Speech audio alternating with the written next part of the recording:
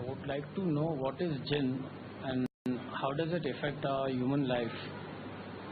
Because recently we have seen in the news that two sisters, people said they had a jinn, bad jinn in there, and they killed their father.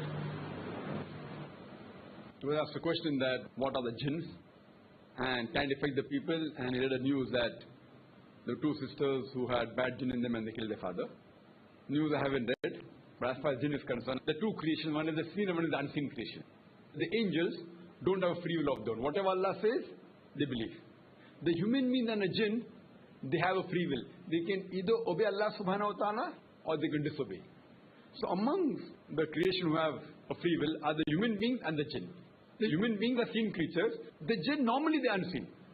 Normally, in normal circumstances, they are unseen. So these creations have a free will. So therefore the Quran was revealed for the complete world, including the jinn and the human being. Even they have a free will. Like in the human beings, there are people who follow Allah's commandments. They are the good people, like the angels, or better than the angels. Those who disobey, they become brothers of the Satan.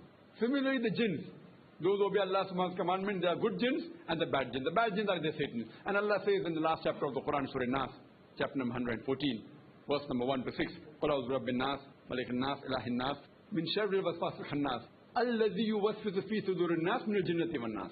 That there are people who whisper in your ear and withdraw. These are the ones who are amongst the men and jinn. That means the Satan category, the evil category of two types. Amongst the jinn and the men. The men who are seen and the disobey Allah subhanahu wa ta'ala, they are the seen Satans. The unseen Satans are the jinns. So the jinns is a creation which has a free will. Like human beings there are good and bad. Similarly in the jinn also there are good and bad. And can they come in a human being? Yes, they can come. A human being can be possessed by jinn.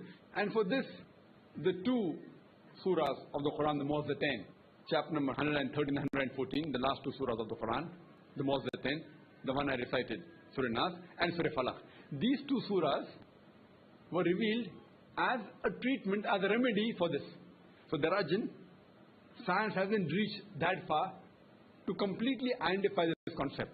So therefore in science, there is no 100% proof jinns are there, but neither is there proof that there are no jinns. There are certain diseases which the psychologists say it is more with the brain, with the human body, and they cannot categorize in any of the scientific diseases which is known. Science hasn't reached that far. Maybe inshallah 20 years later, 30 years later, 100 years later, science will advance and they will agree with the concept of the Quran. Since the Quran says there are jinn, we have to believe in it. There are good jinns, there are bad jinns, etc. But what we have to do, we have to have trust and faith in Allah subhanahu wa ta'ala. And the two surahs which have been revealed in the Quran for the treatment is Surah Falaq and Surah Nas. So regarding the situation of these two sisters, I don't know whether it existed or not. But you have to realize that to say that they're jinn, normally I always say that people take advantage of the possession and they try and make a fast buck. So you have people, you go in every nook and corner. In most of the religion, whether it be Hinduism, Christianity or Islam, you have religious people making a fast buck, fast money. They do something, they throw some powder, vibhuti, this, that, whether it be Baba. So we have to be careful of that. And they take away from Allah subhanahu wa ta'ala. My advice to anyone who says the person is possessed, show your child or your friend to a normal doctor. Then you can show to a specialist. Then finally to a psychiatrist. And after there is no cure, then you can search and say that it can fall in the category. Because normally some of the diseases are more of psychological disease, which a layman will say it's a possession of jinn, which may not be. That doesn't mean jinn don't exist.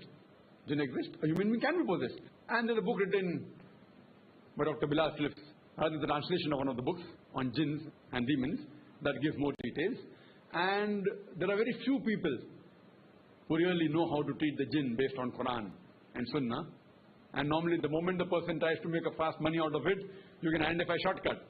If he asks you for certain gain, then chances of him being in that category 99.99%.